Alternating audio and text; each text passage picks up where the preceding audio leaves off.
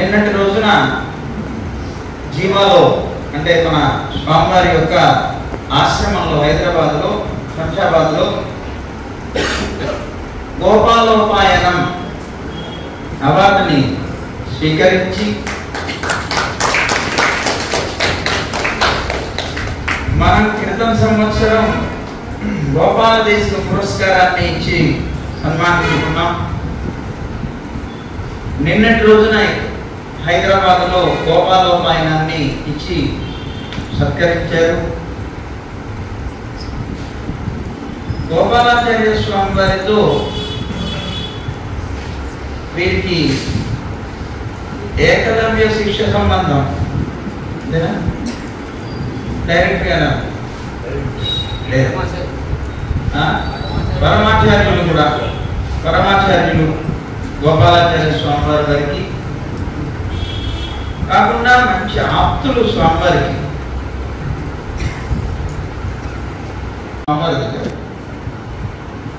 వీరు ఆ గ్రంథాన్ని రచించి స్వామివారికి పంపించారు. గోపాలాచార్య స్వామివారు అది చూడడం, వారు చూసిన తర్వాత వారు మళ్ళీ వీరికి లెటర్ రాయడం అవన్నీ కూడా మాకు తెలిసినవి. చాలా సంతోషించారు, పరమానంద భరితులయ్యారు, వీరు ఇంత అద్భుతంగా రచించారు అని. ఆ తర్వాత మన స్వామి కూడా గోపాలాచార్య స్వామి వారికి ఆచార్య వరివస్య అనేటువంటి పేరుతో చాలా చక్కనైనటువంటి రీతిలో సువర్ణ పుష్పాభిషేకం చేశారు. ప్రతి ఉదయంలో తిరునక్షత్రానికి కూడా ఒకరిని సన్మానించడం అనేటువంటిది, వారి తండ్రి గారి పేరు మీద వారిని సన్మానించడం అనేటువంటిది ఒక విధానంగా ఉంది. అలాంటి ఆ సందర్భంలో గోపాలాచార్య స్వామి వారిని వెంచేపు చేసుకొని పండితులందరూ వెంచేశారు. చాలా అద్భుతమైనటువంటి సభ. శ్రీభాష్యం వారు, అలాగే కందాడై వెంకటాచార్య స్వామి వారు, అలాగే మురిగేళ్ల వారు, కోనప్పాచార్య స్వామి, ఇంకా అనేక మంది పెద్దలందరూ కూడా వెంచేశారు. స్వామివారికి చిన్నజీయ స్వామివారు కూడా రాలేకపోయారు. అలా చాలా అద్భుతంగా వైభవపేతంగా కార్యక్రమాన్ని నిర్వహించారు. ఆచార్య వరివస్య వారి చరిత్ర సంబంధంగా ఒక పుస్తకాన్ని కూడా వేశారు. ఆ సమయంలో మేము స్వామివారి దగ్గర చదువుకుంటున్నాం. మమ్మల్ని కూడా ఒక ఇది రాయమని వారు అడగడం జరిగింది. ఆ సందర్భంలో మేము కూడా వచ్చిన ఆర్టికల్ ఒకటి రాసిచ్చాం. వీరి ఇంట్లోనే ఉన్నాం, స్వామివారు వారి ఇంట్లోనే ఏం చేస్తున్నారు. ఆ సమయంలో ఉన్నాం. తర్వాత కూడా మళ్ళీ 2-3 సార్లు వెళ్ళాము. మాకు మా పూర్వాశ్రమం నుంచి కూడా చాలా మంచి ఆప్తులుగా ఉండేటువంటి స్వామి. ఒకసారి ఎప్పుడో గీత సప్తాహం, భాగవత సప్తాహం చేసాము రాజమండ్రిలో. అప్పుడు వారు వేచేసి చాలా చక్కనైనటువంటి భాషను చేసిన వాడు. ఇలా మా స్వామితోటి మాకు ఉన్నటువంటి ఒక అనుబంధం ఆనాటి నుంచి కూడా. మహాలక్ష్మి అన్నిటికీ కూడా ఏం చేశారు. అలా ఒక మంచి అనుబంధం మాకు పూర్వాశ్రమం నుంచి కూడా గోపాలాచార్య స్వామి వారి వల్లనే కలిగింది. ఎందుకంటే వారితో పాటే వీరింటికి వెళ్ళడం జరిగిన పాత్రలైనటువంటి మహానుభావులు వీరికి కూడా వారి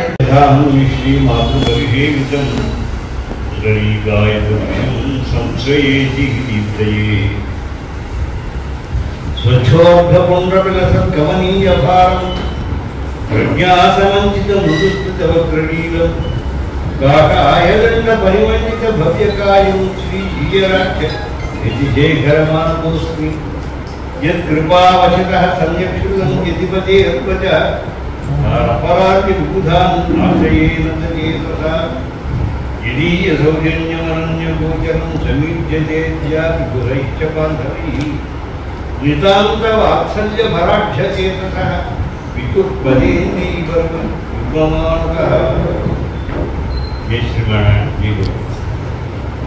ప్రియ భగవద్బంధులారా, రావారు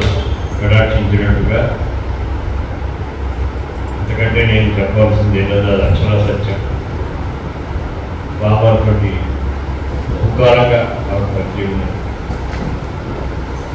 వారి ఇక్కడ నిర్వహిస్తున్నటువంటి కార్యక్రమాలు కూడా నేను గుంటూరులో చాలాసార్లు పాల్గొన్నాను. పుస్తకాల ప్రతి కార్యక్రమంలో పాల్గొన్నాను. నేనేమి మారినట్టుగా నాకు సరే నిన్నటి రోజున అక్కడ దాన్ని గోపాలం అనేటువంటి గోపాలాచార్య స్వామివారి సమయం ఒక కార్యక్రమాన్ని మా స్వామివారు చిరంజీవి స్వామివారు చేశారు.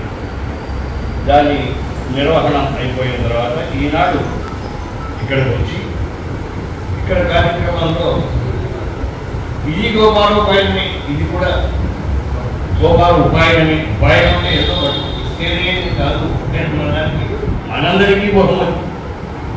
ఆ గోపాల నుంచి మనకు ఉపాయనంగా ఈ కార్యక్రమం మనకి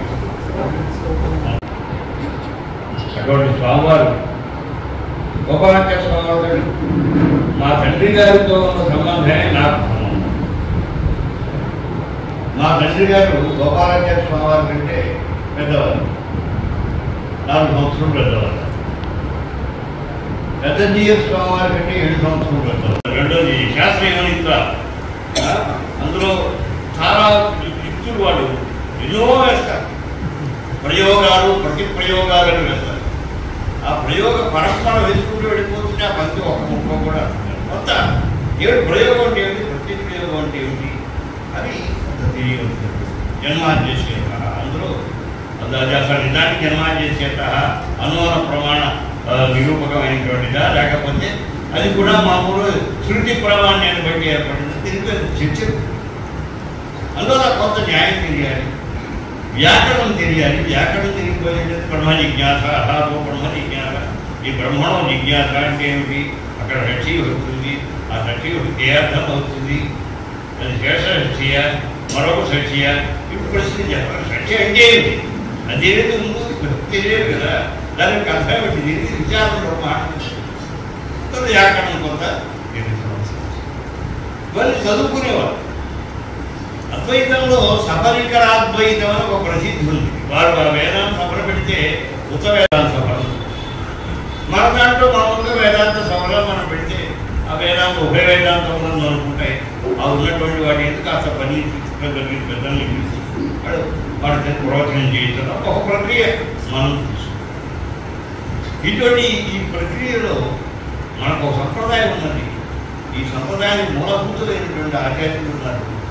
ఆచార్యుల యొక్క పరంపరలో ఇది లేదు. దీనికి మన వాళ్ళు తెలిసి మనకు తెలిసినంత వరకు ఉండడం సింహాచార్య చేసుకోవాలి. వారిని కోట్ల ప్రాంతంలో ట్రైన్ చేసుకున్నటువంటి వారు అక్కడికి వెళ్ళారు, శ్రీకరంబుదూరు వెళ్ళారు. ఇక్కడి నుంచి వెళ్ళి ఒక తెలుగు ప్రాంతం నుంచి అక్కడికి వెళ్ళి అక్కడ అధ్యాపకులుగా ఉండి మరి నిర్వహణ చేయడం అంటే సామాన్యంగా ఉంది. అది చెప్పని కూడా అక్కడ ఉండేటువంటి దశలో ఆసూరి సోదరులు రామాచార్య పెద్ద స్వామివారి చిన్న స్వామివారి వీరంతా ఆసూరి బ్రదర్స్ అని వారు ఉండేవారు. ఆ పరంపరలోనే, ఆ పునర్నృసింహాచార్య స్వామివారి పరంపరలోనే మా తండ్రి గారు, నేను, మా తండ్రి గారు ఆ పరంపరలోనే వచ్చారు. నేను ఆ శ్రీభాష అపరాచార్య స్వామివారి గోపాల మన గురుహేడ వీరాచార్య స్వామివారి శిష్య వర్గంలో చేరేవాడి కనుక నేను ఆ పరంపర, ఆ స్వామివారు కూడా ఆ పరంపరలోంచి వచ్చినటువంటి పెద్దలు. ఈ రకంగా పరంపరాగతమైనటువంటి ప్రక్రియ మనకు ఉత్తరంగా సాగుతోంది. ఇది చక్కగా నేను పోషించేటువంటి వారు 2 రోజుల్లో బాగా ఉండేవారు. బాగా ఉపయోగాలు సభలంటే అద్భుతంగా జరిగి ఒక 10 సంవత్సరాలు అవిచ్ఛిన్నంగా నేను నడిపించాను. మహానుభావుడు వాడిని 30 మంది 40 మంది పండితులు ఆహ్వానం చేసి వాళ్ళందరినీ కూర్చోబెట్టి వారి విషయం గురించి వారి చేత మాట్లాడించి ఇది 10 సంవత్సరాలు చేశారు. కానీ ఆ తర్వాత ఎంతకాలం చేస్తాను, జీవితాలను చేయలేం కదా, నేను విషయం చేశాను. ఎవరికవరికో మా హోబల్ స్వామి వారికి అక్కడ చెప్పి మీరు ఆశ్చర్యపీఠ మీరే కూర్చోండి, నేను ఆశ్చర్యపీఠాన్ని విజయం చేసేసి నేను నిర్వహించుకొని కావాల కాదు అని చెప్పి జరుగుతుంది. మా స్వామివారు దాన్ని వదిలిపెట్టడం. ఎందుకంటే ఇది వీరి కోసం కాదు, మన గోపాలాచార్య అసలు ఈ ఉభయ వేదాంత ప్రక్రియ ఎక్కడి నుంచి వచ్చిందంటే ఇప్పుడు గోపాలాచార్య స్వామి వారి యొక్క కీర్తే. దాని పెద్ద జీవ స్వామి బాగా దళితో వారు రామలక్ష్మణ దగ్గర తెలుగు రచించేవారు. చాలా ప్రకటనీయమైన చిత్రం ఉండేది. ఒక ఆయనకేమో విషయ ప్రధానం, మరొకరికి దాన్ని ప్రజెంటేషన్ చేసేటువంటి విషయం, దాని ప్రాధాన్యం. పుస్తకం విషయం ఉంటే బాగా ఉండాలి, చూసేటప్పటిలో ఆకర్షించేట్టుగా ఉండాలి, ప్రజెంటేషన్ కూడా బాగుండాలి అనేవారు పెద్దలు అనేవారు. ఇది తిరిగి మధ్య కొంచెం క్రాష్ కాదు, కానీ అభిప్రాయ భేదం వచ్చేది. కానీ ఇద్దరు సమయం, ఇద్దరు కూడా ఒకరిని వారింటే వీరింటే వారు ఒకరిని సమన్వయం చేసుకుంటారు. మనకి ఉభయ వేదాంత ఈ ప్రక్రియ లోకంలో ఇక్కడ కాదు, ఉత్తరదేశంలో చతుస్తంత్రి అని ఒక ఆయన ఉండేవారు, 4 సంవత్సరాలు చదువుకున్నటువంటి వాడు చతుస్తంత్రి. అటువంటి వారికి కూడా మన గోపాలాచార్య స్వామి వారు ఉత్తరదేశాన్ని పెట్టి అక్కడ వారికి హిందీలో వాళ్ళకి అవసరం. ఎందుకంటే వారికి ఉభయ వేదాంత ప్రక్రియ తెలియదు. మరి కేవలం ఒక సంస్కృత వేదాంతం కొందరికి తెలుసు, అది కూడా అంతంత మాత్రమే. కానీ మాకు ద్రావిడ వేదాంతం కూడా ఉన్నది, 2 ప్రక్రియలు ఉన్నాయనేటువంటి దాన్ని ఉత్తరదేశంలో బాగా విచారణ చేయించారు. తర్వాత భగవద్ విషయాన్ని సంస్కృతీకరించడానికి ప్రేరకువారు. భగవద్ విషయం వాడు సంస్కృతంలో లభిస్తుంది. ఇస్తే ఆ సంస్కృతంలో లభిస్తున్నటువంటి భగవద్ విషయాన్ని మొట్టమొదటి గోపాలాచార్య స్వామి నాగించారు. మొట్టమొదట ఆ సంస్కృతంలో ఉన్నటువంటి ఇవ్వండి మీరు చదవండి, చదివితే మీకు దిగేది బాగా అభివేశం కలుగుతుంది, ప్రీతి కలుగుతుంది. ఆ తర్వాత మిగతా భాగాలు కూడా మిగతా భాగాలు కూడా నాకు లభించాయి. నాకు ప్రేరకమైనటువంటి గోపాలాచార్య స్వామి మా తండ్రి గారితో వారికి ఉండేటువంటి కనిష్టమైన అనుబంధమే దానికి కారణం. గోపాలాచార్య స్వామి వారికి పర్యటన చేసయ్యా మీరు పిఠాపురం పెట్టండి. పరీక్షలు పెడితే వాళ్ళేదో వార్షికంగా మహారాజా గారు ఇస్తారని కాదు. వార్షికం మనకి శాఖాయవాస్యాలు అవనయవాసి, దానికి ఏం కదా ఉపయోగం. కానీ పిఠాపురం పండితులు, పిఠాపురం ఆస్థానంలో పండితులు అనేటువంటి చాలా గౌరవంగా ఉంటుంది. మా నాన్నగారు అప్పుడు పండితులు, మా నాన్నగారు పిఠాపురంలో పండితులు, జైపూర్ సంస్థానంలో కూడా పండితులు. మీరు పిఠాపురం వెళ్ళండి, గోపాలాచార్య స్వామిని ప్రోత్సహించి ఆ విధానం అని చెప్పి చేసినటువంటి వారు నాకు. ఎవరు చెప్పారు మీకు అంటే గోపాలాచార్య స్వామి వారే చెప్పారు. అయితే నాకేం తెలుస్తుంది. రేపటిలో కార్యక్రమం జరిగింది. ఆ కార్యక్రమం చేయడానికి 94 ప్రాంతాలు, 95 ప్రాంతాలు. నేను ఒకటి ఉన్నానన్న విషయం వారికి తెలిసిన నేను 91లోనే నాది వేదాంత సంగ్రహం అని ముద్రమైంది. నా స్వయంగా నేను కాపీ పెట్టుకుని వారికి సమర్పణ చేశాను.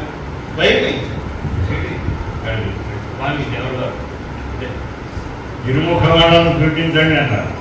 ఇరుముఖమాలను చూపించండి. ఆ ముఖమండలం ఎలా ఉండేది అసింపులం కదా. ఎలా ఉన్నా సరే మీరు డిగ్రీలో ఉన్నారు చాలా ఆనందం చెప్పారు. మా వాడంతా కూడా అంటే ముందు కేవలం శ్రీజీవులో మాత్రమే పెట్టుకున్న వాడు ఏమైనా ఈ సంప్రదాయంలోకి రావచ్చు ముందు పెట్టాలి. చాలా ఆనందదాయకం. నన్ను పరిపూర్ణంగా ప్రేమించాను. గోపాలాచార్య స్వామి వారి యొక్క అనుగ్రహం లేకపోతే ఈనాడు ఈ మైకిలా పుచ్చుకునే యోగ్యత ఎందుకంటే నేనేది ఈ మైకిలా నేను పుచ్చుకోవడానంటే వారి యొక్క కృప. స్వామివారిని మరిస్తూ గోపాలోపాయం అనేటువంటి గోపాలోపాయం అలా ఉంటుంది. గోపాల దిశగా సంబంధమై విరుక్షత్వం కంపల్సరీగా చేసి తీరవచ్చు. అది తప్పదు. అది ఇక్కడ జరగదు, ఇంకో చోట జరగదు. నేను మా సభలో కూడా దేని చెప్పాను, ఇక్కడ జరుగుతుందా ఇంకో జరుగుతుందా ఇంకో చోట జరుగుతుందా, దట్ ఈస్ ఇమ్మీడియట్. ఎక్కడ జరిగినా ఆ గోపాలాచార్య స్వామి వారి పేరు మీద కార్యక్రమం జరిగి తీరవచ్చు. అది ఎక్కడ జరిగితే నేను పెడతాను. అయితే ఇప్పటికే నేను నేను ఆ స్వామి గోపాలాచార్య స్వామి వారిని చూసి చేసి వారి పాపం ఎంత చేసిపడేవారంటే కూర్చోడానికి కష్టం, కూర్చోగలిగే స్థితులు లేదు కాదు, ఆయాసం. ఈ ఆయాసంలో గోడకో ఎక్కడికో ఒక స్తంభానికో ఆనుకున్న తర్వాత ఆయాసం తగ్గింది. అంటే ఎలా తగ్గేది? పాఠం చెప్తే ఎవరు వచ్చేవారు, అందుకోసమే గోడ అనుకుని కూర్చునేవారు. ఈనాడు పాఠం ప్రారంభిస్తే 6 గంటలైనా 7 గంటలైనా ఆ పాఠం అలాగే అనిచ్చిందిగా అటువంటి అద్భుతమైనటువంటి ప్రక్రియ వారు గోపాలాచార్య స్వామి గారు మా స్వామివారు విభాషణ వీరందరూ ఎంతోమంది చదువుకున్నారు. కానీ వారికి దగ్గర ఉండి శుశ్రూష చేసి ఒళ్ళు తణుకుతూ చిట్టిదేవ దశలో కాళ్ళు ఒత్తుతూ శుశ్రూష చేసేటువంటి మహాభాగ్యం మా రామచంద్ర ఇంకెవరికి లేదు. ఎవరు వచ్చే వారి అబ్బాయికి కూడా చేసి ఉండకపోతే కారణం ఏంటంటే ఆయన కూడా ఒక అనారోగ్యం, ఆయన పెద్ద ఆరోగ్యవంతుడు కాదు.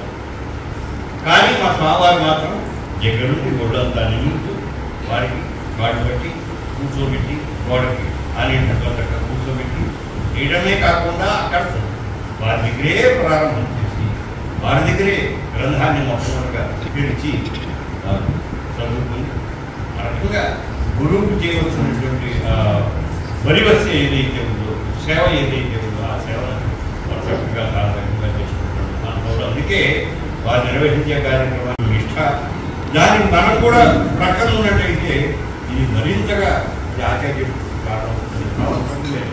నేను హైదరాబాద్ నుంచి కారణం వచ్చాను. హైదరాబాద్ నుంచి కారణం వచ్చి ఎంత టైం పడుతున్నాము? 5 గంటలు అర్థమం కూడా.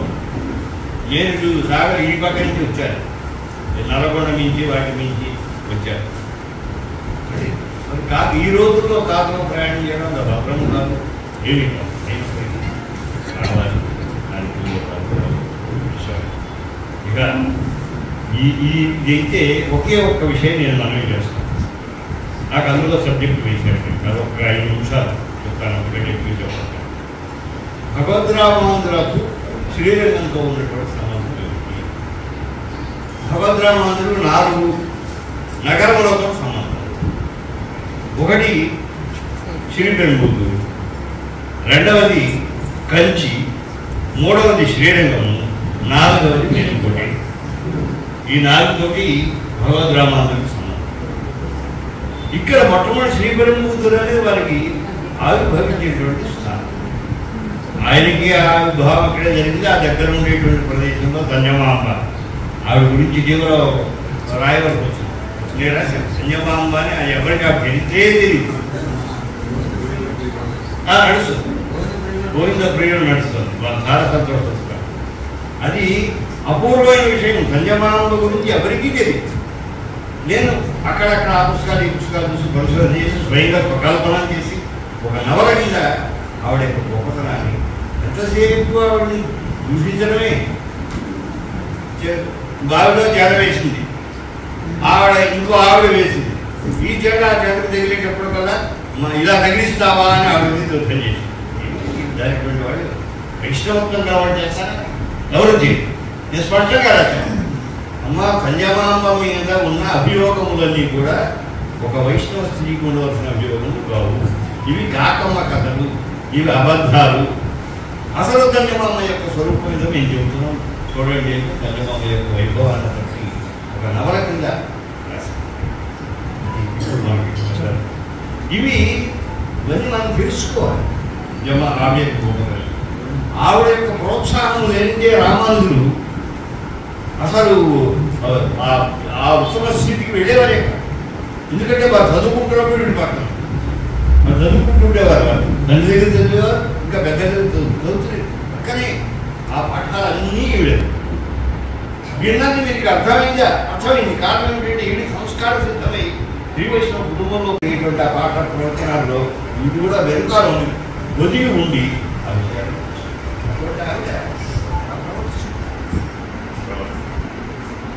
ఇవన్నీ మనం తెలుసుకోవాల్సిన అవసరం ఉంది. వీటిని కూడా ఆవిడ యొక్క వైభవాన్ని కూడా రాశారు.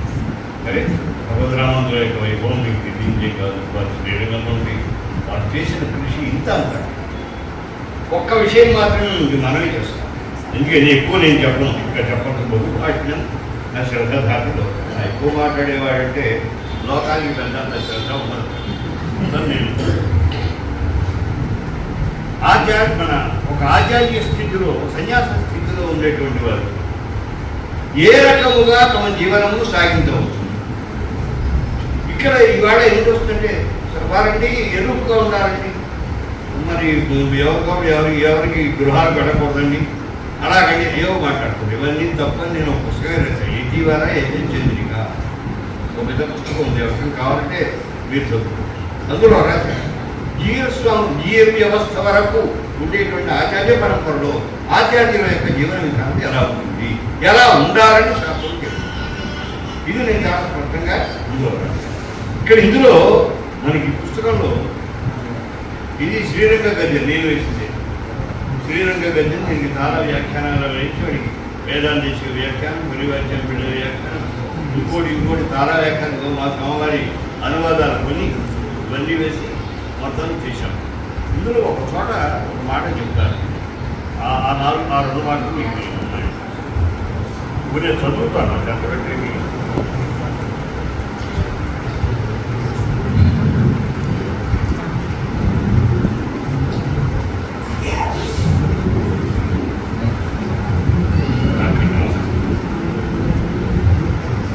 కోయిల్ వధువు అనేటువంటి గ్రంథం ఉంది.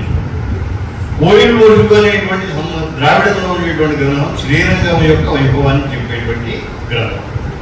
ఆ గ్రంథంలో మనం ముందుంచినటువంటి కొన్ని ఆలయ వ్యవస్థ విశేషాలు, అంటే భగవద్ రామానుజులు ఆలయ వ్యవస్థ ఎలా చేసినారు అనే దాన్ని మనకి ఈ కోయిల్ వధువు అనేది చాలా అందంగా ఇస్తుంది. ఏమిటంటే ఆలయంలో సేవలు చేసేవారు సమయపాలనం చేసేలా వ్యవస్థను ఏర్పరిచినారు. రామానుజులు వారు చేసింది అనమాట. ఆలయంలో ఎవరు ఉద్యోగం చేసినా వాడు సమయపాలనం చేయవలసింది. అడిగేవారు, ఎందుకు రాలేదు అని అడిగేవారు. సమయపాలనం చేసి తీరవలసింది అంటే మొట్టమొదటి నియమం. అంతేకాదండి, వివిధ జంతువులను రక్షించే వ్యవస్థ చేశారు. తప్పనిసరిగా పక్షులు రక్షించాలి, పశువులు రక్షించాలి. పక్షి మనుష్యోవ ఉన్నాయి కదా, మనుష్యోవాన్ని ఇది మామూలు ఏదో నాకెందుకంటే మేము ఎంత ఉంటామని ఆశ్రమం కట్టు మాలో ఉంటాయి, పశువులు కట్టు మాకెందుకు అని అనుకోవడానికి ఇది లేదు. తప్పనిసరిగా పశువుల యొక్క రక్షణ చేసి తీరవలసింది. మూడవది, ఆలయంలో శిథిల భాగాలను బాగు చేయడానికి నిత్యం అవసరపడిన ఏమిటి ఆలయంలో శిథిల భాగాలను బాగు చేయడానికి నిత్యం అవసరపడిన కూరలు, పండ్లు, పువ్వులు మొదలైన వాటిని స్వీకరించి భద్రపరచడానికి, పరిమళ ద్రవ్యాలు, దుస్తులను మొదలైన వాటిని పరిరక్షించడానికి వేరు వేరు విభాగాలను ఏర్పరచాలి. రామానుజులకు ఇవన్నీ ఉంటుంది. టెంపుల్ అడ్మినిస్ట్రేషన్, ఒక ఆలయాన్ని అడ్మినిస్ట్రేషన్ చేయాలంటే ఎలా చేయదు ఈ ప్రక్రియ. చోళంగనల్లూరు అనే చోట ఒక గోశాలను ఏర్పరిచారు. అక్కడ గోవుల యొక్క పోషణానికి 5 గ్రామాలు వాడికి నిత్య ఆదాయం వచ్చేటట్టుగా ఏర్పరిచారు. ఒక్కోసారి చాలా రోజులు అక్కడ ఉండేవారు వెళ్ళి రామాను. ఒక రోజు 2 రోజులు అయితే ఇలా వెళ్ళేసి అలా వచ్చేది. ఓ 10 రోజులు, 15 రోజులు, 20 రోజులు ఉండాలంటే ఏం చేయాలి? కాపాడు ఉన్నా లేకపోయినా నిత్యారాధన ఉండాలి. పెరుమాళ యొక్క ఆరాధన లేకుండా బ్రతకడానికి వినే అవకాశం లేదు. అందువల్ల ఆ చోళగనల్లూరులో ఉండేటువంటి ఆ గోశాలలో కృష్ణస్వామిని, అలాగే మరొక మూర్తి రంగనాథమూర్తిని, ఈ మూర్తులను ప్రతిష్ఠ చేసి అక్కడ నిత్యారాధన వ్యవస్థ రామానుజుల వారు చేశారు. ఆ వ్యవస్థ ఉండడం చేత వీరు మాటిమాటికి వెళ్ళేవారు, వెళ్ళి గోసేవ చేసుకుంటేవారు, ఆ పెరుమాళను తెలుసుకుంటేవారు. అంతేకాదు, వేద పురాణ ప్రబంధాదుల అధ్యయనాన్ని, పారాయణాన్ని ప్రముఖులైన గరువాహన పండితులు పెరియనంబి, గరుత్తాళ్వాన్, అముదరార్, ఆచాన్ పిళ్ళై, నాడాదు రమ్మాడు మొదలైన వారిని నియమించారు. ఈ పారాయణ తప్పనిసరిగా జరగాలి, ఆలయాల్లో జరగాలి. ప్రబంధముల యొక్క అనుసంధానం లేకపోయినట్లయితే దివ్యదేశములు అంటారు. దివ్యదేశం ఎందుకంటారు? ఆళ్వారుల యొక్క శ్రీసూక్తులతో కూడినది, వాటి యొక్క అనుసంధానం కలిగిన ఆలయములనే దివ్యదేశములు అంటారు తప్ప, లేకపోతే వాటికి దివ్యదేశములనే పేరే ఉండదు. అంతేకాదు, ఆళ్వారు కీర్తించారు. కొన్ని ఆలయములను విశేషించి వాటి తమ యొక్క ఆశ్రముల ద్వారా కీర్తించారు. ఆ కీర్తించిన వాటన్నింటినీ దాదాపు 108 ఉన్నాయి. వాటిని దివ్య దేశము. ఇప్పుడు ఇవాళ ఆళ్వారు కీర్తించారా? వాడిని కీర్తించారు. కానీ అది దివ్య దేశంగానే మనం వ్యవహరిస్తాం. అంటే దివ్య దేశం అనే వ్యవస్థ నిజానికి అక్కడ లేకపోయినా ఆళ్వార్ల యొక్క అనుసంధానం ఉంది. ఆళ్వార్లు వారు ప్రతిష్ఠ అయిపోయినా ఆళ్వార్ల యొక్క దివ్య ప్రబంధంలో యొక్క అనుసంధానం నిత్యం సాగుతుంది కనుక ఆరాధన దాంట్లో ఒక భాగంగా ఉండేట్టుగా కూడా తీసుకునేవి. వాళ్ళ చేత ధరింపబడినవి, వారికి అభిమాన పాత్రములైనవి, వారు ఏర్పరిచిన వ్యవస్థకు లొంగి ఉండే ఆలయములు వీటన్నిటికీ కూడా అటు చక్కగా ఆలయంలో నిత్యపారాయణంలో శ్రీరంగ మహాత్మ్యం, ఆశ్వరాయణ సూత్రాలు, ఆపస్తంభ బోధాయన సూత్రాలు, మీమాంస వేదాంత సూత్రాలు, ఆళ్వందారుల స్తోత్ర రత్నం, అలాగే భాష్య గద్యత్రయాలు, త్రిభాష్యం గద్యత్రయం, వీటన్నింటి వినియోగపడేలా ఈ మనం అందుకే మనకి తిరుమల లాంటి ఆలయాల్లో ఆశపారాయణం చేసేవాళ్ళు, గద్యపారాయణం చేసేవాళ్ళు. క్రమక్రమంగా వ్యవస్థ మారేది. వెంటనే విన్నప్పుడు చూస్తుండేవారు. మీరు నాకు కావాలి బాగా తెలుసు ఉండేవారు కదా. వెనక ఇప్పటికీ ఉన్నారు, ఇప్పటికీ లేకపోలేదు. ఈ పారాయణం సాగుతుంది. కానీ అప్పట్లో చాలా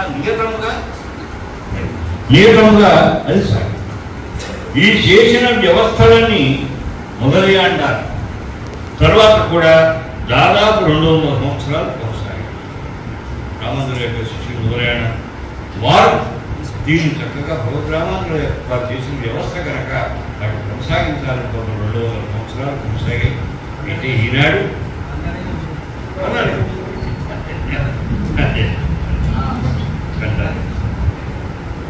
ఇది ఈ కోయిల ఒడుగులో ఉండేటువంటి విశేషాలు. ఇటువంటి చాలా విశేషాలు ఈ పుస్తకంలో ఉన్నాయి. మీరు ఎంతమంది ఉంటారు ఇక్కడ గోష్ఠికి? 100 ఉంటారా? మీకు 100 కాపీలు పంపిస్తాను, ఇంకో 10 కాపీలు ఎక్కువ పంపిస్తాను. అయ్యేది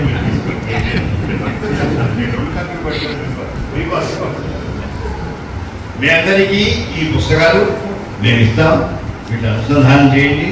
ఈ శ్రీరంగ గద్యం, వైకుంఠ గద్యం మరొకటి ఉంది, నిత్య గ్రంథం మరొకటి ఉంది.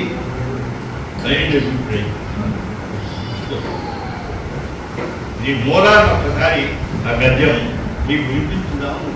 గద్యం శ్రీరంగ గద్యం స్వాధీన చేతనా చేతన స్వరూప ప్రవృత్తి భేదం క్లేశకర్మాద్యశేష దోషాస్పృష్టం స్వాభావికానవధికార్చే జ్ఞానపరైత్య బీజశక్తి సౌమ్య కారుణ్య మాధుర్య గాంభీర్య ఔదార్య చాతుర్య శ్రీర్య ధైర్య శౌర్య పరాక్రమ సత్యకామ సత్సంకల్ప కృతిత్వ కృతజ్ఞత సంఖ్యేయ కళ్యాణ గుణగణౌక మహార్ణవం పరబ్రహ్మభూతం పురుషోత్తం శ్రీరంగశాయినం అస్మత్స్వామినం ప్రబుద్ధ నిత్య నియామ్య నిత్య దాస్యైకరస ఆత్మస్వభావో అహం తదేకానుభవ తదేకప్రియ పరిపూర్ణం భగవంతం విశదతమానుభవేన నిరంతరం అనుభూయ తదనుభవజనిత అనవధికాతిశయ ప్రీతికారిత అశేష శేషావస్థోచిత శేషదైక ప్రతిరూప నిత్యకింకరు. నేను నిత్యకింకరుడు అనుకుంటున్నాను. ఎందుకు అనుకున్నారండి? అత్తైవ శ్రీరంగే సుఖమాస్వ యావత్ శరీరపాతం అత్రైవ శ్రీరంగే సుఖమాస్వ. ఆయన నీ శరీరం పడిపోయేంత వరకు ఈ శ్రీరంగంలోనే సుఖంగా ఉండవు అని భగవద్బ్రహ్మవారి స్వామి శ్రీరంగనాథ్ అనుగ్రహించారు. అందరూ వారి జీవితంలో కూడా శ్రీరంగంలోనే చేశారు. మహానుభావుల్ని విరోస్మరించాలి. వారిని ప్రేమించి వారి యొక్క సంప్రదాయాన్ని లోకంలో ప్రచారం చేయాలని రసకల్పనని తన జీవితాన్ని ఏర్పరిచినటువంటి గొప్పగా తెలుసుకున్నారు.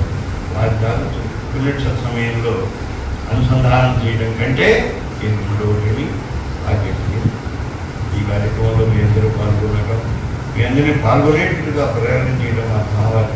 వారికి మనం కృతజ్ఞత కానీ వారు ఆరోగ్యంతో చక్కగా ఈ కార్యక్రమాలు బాగా అతిశయితమైనటువంటి వైభవంతో మరణం.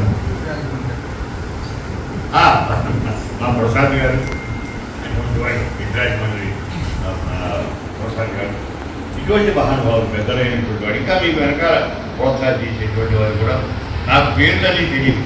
ఎంతోమంది ఉంటారు, చాలా మంది అందరూ మీకు చాలా ప్రసిద్ధమైంది.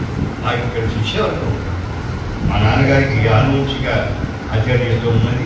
మాకు వయస్సులో చాలామంది శిష్యులు ఇక్కడ ఉండడం, పండుగ తింటుండడం, వాళ్ళకి సమాశ్రయంగా చేయడం, వారికి ఏమో ప్రసాదాలు పెట్టి ఇక్కడికి చాలా చిన్నప్పుడు బాగా జరిగేది. గుంటూరు మాకు బాగా ఇదే జిల్లాకి చెందినటువంటి గుంటూరు జిల్లాకి నేను గుంటూరు జిల్లా రేపల్ల తాలూకా పెద్దవరం అగ్రహారం అనేది ఒక వైష్ణవ అగ్రహారం స్థానం. మరి ఇప్పుడు బాగా ఈ సందర్భంగా ఈ 4 మాటలు నేను మనమే చేసి స్వామివారి దగ్గర సెలవుకుంటున్నాను. జయ గోవింద. స్వామివారి ఇది నడపడానికి మాకు వారే ప్రోత్సాహం. గోపాలాచార్య స్వామి వారితో వారికి ఉన్నటువంటి అనుబంధాన్ని చాలా చక్కగా అనుగ్రహించారు. వారు కూడా సుమారు 75 సంవత్సరాలు వయస్సుతో ఉన్నారు. యథార్థంగా కింద సంవత్సరం మనం వారికి గోపాలదేశ పురస్కారాలు ఇచ్చే సమయంలో పాపం చాలా అనారోగ్యంతో ఉన్నారు. అయినా కూడా తప్పనిసరిగా రావాలి అంటే వచ్చి పాపం కార్యక్రమంలో పాల్గొన్నారు. చాలా చక్కనైనటువంటి సేవ అక్కడ అందిస్తున్నారు. ఈ గ్రంథాలన్నీ కూడాను స్వామివారు సంకల్పించి ఇట్లా